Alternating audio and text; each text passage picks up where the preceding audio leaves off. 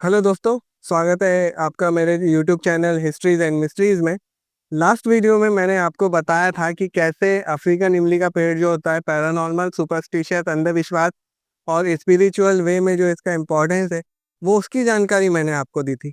आज के वीडियो में मैं उसकी कुछ साइंटिफिक और जो उसकी स्पेशलिटी है पेड़ की, जो आम लोगों की ज़िंदगी से रिलेट करती है, उसके बारे में थोड़ी-सी आपको जानकारी दूँगा। मेरे पीछे आप जैसे देख सकते हैं, अफ्रीकन इमली का पेड़ है। इसका जो रियल नाम है, वो अफ्रीका में इसे बाओबाब ट्री के नाम से जाना जाता है। बाओबाब, BAOBAB इसका स्पेलिंग होता है। बाओबाब ट्री के नाम से इसे अफ्रीका में जाना जाता है, जो इसका रियल नेम है। और इसे इंग्लिश में ट्री ऑफ लाइफ कहा जाता है। और इसे ट्री ऑफ लाइफ क्यों कहा जाता है, इसके बारे में आपको जानकारी देता हूँ कि जैसा आप ये पेड़ देख सकते हो मेरे पीछे, ये एक इंसान को जो भी चीज़ों की ज़रूरत होती है, जो भी रिसोर्सेज की ज़रूरत होती है, ये पेड़ उसे सब कुछ देने में सक्षम है और कैपेबिलिटीज़ रखता है। अब कैसे एक इंसान को किस चीज़ की ज़रूरत होती है? खाना, पानी और रहना। अब इसके खाने की बात करूँ, तो इसमें जैसा आप ऊपर देख सकते हो, इस पेड़ में इमली लगी हुई है। जैसा कि मैंने आपको बताया था कि अफ्रीकन इमली, तो इसमें इमली लगी हुई आप देख सकते हो। इस तरह से इसमें फल लगता है जो कि थोड़ा-सा खट्टा होता है और इमली के जैसा थोड़ा-थोड़ा टेस्ट करता है। इसकी इमली को 3 तरीके से 3 नामों से हम जानते हैं। जैसे मैंने आपको बताया कि अफ्रीकन इमली नॉर्मली हम उसे जानते हैं। इसे मध्य प्रदेश में खुलसानी इमली और गौरानी इमली के नाम से भी जाना जाता है। तो इसका मतलब इसकी जो खासियत ये होती है, इस इमली को सुपर फूड में लिया जाता है क्योंकि इस इमली को खाने से एक इंसान को सारे प्रोटीन्स मिल जाते हैं। इसमें विटामिन सी भारी मात्रा में पाया जाता है, कैल्शियम और आयरन भी है, पूरी तरह से मिलता है इसे खाने से। इसकी ये स्पेशलिटी होती है। तो एक इंसान को जो भी खाने के लिए ज़रूरत होती है प्रोटीन विटामिन की, वो सारी इसके इस पेड़ के फल में मिल जाती है। अब दूसरी तरीके से पानी की अगर मैं बात करूँ, पानी की कैसे कमी पूरी करता है? अगर आप ये पेड़ देखोगे ना, तो इस पेड़ का 80% जो हिस्सा है, पानी है।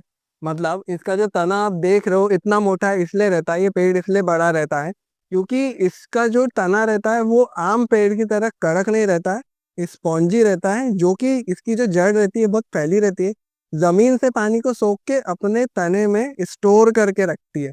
इसके पेड़ में जो बाओबाब ट्री होता है, इसमें ऑल हज़ारों लीटर पानी रखने की कैपेसिटी होती है, तो स्टोर कर सकता है। और अगर मैं एक और बात करूँ, इसकी जड़ें हैं ना, पूरा पानी जो ज़मीन का जब पानी होता है, उसको सोखने में बहुत सक्षम रहता है। और ये रही बात इसके खाने और पीने की, अब रहने की कैसी व्यवस्था होती थी? हमारे यहाँ पेड़ ये थोड़े छोटे होते हैं, लेकिन अफ्रीका में ये पेड़ बहुत ज़्यादा बड़े होते हैं, हज़ारों सालों की इनकी एज होती है, बहुत मोटे-मोटे, बड़े-बड़े पेड़ होते हैं। तो अफ्रीकन लोग या तो इसको भंडार गृह के रूप में यूज करते थे, पेड़ के सूखने के बाद जब पेड़ सूख जाता था, उसकी एज हो जाती थी, तो उसको खोखला करके इसमें रहने के लिए घर जैसा व्यवस्था करके उसके इतना बड़ा होता था कि एक घर जैसा आप उसके अंदर रह सकते हो। तो ये तीनों तरह से सारी जो रिसोर्सेज होते हैं, एक इंसान को जो ज़रूरत होती है वो सारी रिसोर्सेज को पूरा पूरा करता है। और अगर मैं इस पेड़ की एज की बात करूं, तो हम लोगों ने जो रिसर्च करी है, जैसा भी हम लोग कर सकते थे, जो भी हम लोग जानकारी इकट्ठा कर सकते थे, कैलकुलेशन लगाया है कि ये जो पेड़ है, इसका सरकमफेरेंस 15 फीट में, मतलब 15 फुट का सरकमफेरेंस है इसका। और ये पेड़ जो हम लोग जो पेड़ देखते हैं, उसकी रिंग से हम एज लगा सकते हैं। तो इसमें मोस्टली हम लोग रिंग तो नहीं देखने मिलती है, लेकिन इसका सरकमफेरेंस 15 फीट है, 15 फीट है। और ये जो पेड़ होता है, एक साल में 0.8 सेंटीमीटर से लेकर 1.5 सेंटीमीटर तक बढ़ सकता है। तो अगर इसकी मोटी मोटी एज लगाए, तो 15 फीट को अगर हम सेंटीमीटर में कन्वर्ट करें तो 457 सेंटीमीटर होता है। तो अगर ऐसा देखा जाए तो इस पेड़ की एज ऐसी लगभग होनी चाहिए, अगर 1 सेंटीमीटर भी लिए तो 457 ईयर्स का होना चाहिए, मतलब 450 ईयर्स का होना चाहिए। लेकिन मैंने बताया कि ये पेड़ 0.8 सेंटीमीटर से 1.5 सेंटीमीटर तक बढ़ता है, मतलब कभी कम कभी ज़्यादा बढ़ा। तो इसको अगर हम एक अंदाज़ा लगाएं मोटा मोटा, तो ये ऑलमोस्ट ऑलमोस्ट लगभग लगभग 400 से 450 साल के बीच का होना चाहिए इस पेड़ की एज। और दोस्तों इसके बारे में मैंने आपको ये जानकारी बताई कि इसकी स्पेशलिटी क्या है। ठीक है, इसके इमली को किस नाम से जाना जाता है, इसके फल को किस नाम से जाना जाता है, इसकी क्या खासियत है, कैसे रिसोर्सेज पूरी होती है।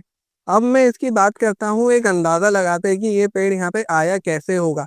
ये अफ्रीका से बिलोंग करता है तो इंडिया में कैसे। तो इसकी दो पॉसिबिलिटी है कि जैसा आप मेरे पीछे देख सकते हो इस तरफ, तो असीलगढ़ का किला है 1 किलोमीटर की दूरी पे। इस किले को जीत पाना मुश्किल था, लेकिन यहाँ ऑलमोस्ट सभी ने राज किया हुआ है कैसे ना कैसे। मुगलों ने भी, मराठा ने भी और ब्रिटिशर्स ने भी।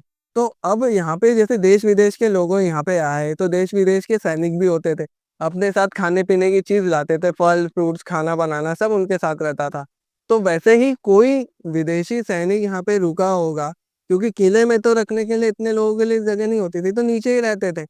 तो वैसे ही तो उन्होंने खाया होगा, या फिर उसके जो बीज है यहाँ पे या तो बोए होंगे या तो फेंके होंगे, जैसे यहाँ पे जो पेड़ है यहाँ उग गए।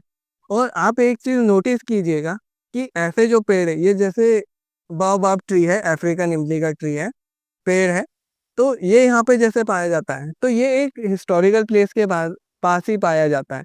दूसरी पॉसिबिलिटी ये है कि जो इंदौर के पास जो मांडू शहर है, मांडू का किला है, वहाँ पे मध्य प्रदेश में ये दो जगह ही है। यहाँ एक तो यहाँ पे असीलगढ़ के किले के पास और दूसरा मांडू के किले के पास देखा जाता है, और मध्य प्रदेश में आपको ये पेड़ कहीं नहीं मिलेंगे। तो दूसरी पॉसिबिलिटी यही है कि जो वहाँ के सैनिक थे यहाँ पे आए होंगे, तो यहाँ पे किसी तरह से लेके आए, या वही चीज वही थ्योरी हम लगा सकते हैं कि खाया होगा फल को और उसका बीज यहाँ पे या तो रोपा गया होगा या फेंका गया होगा, जिससे ये पेड़ पन पाए। तो ये दो पॉसिबिलिटी है कि जहाँ जो ये पेड़ यहाँ पे आया है।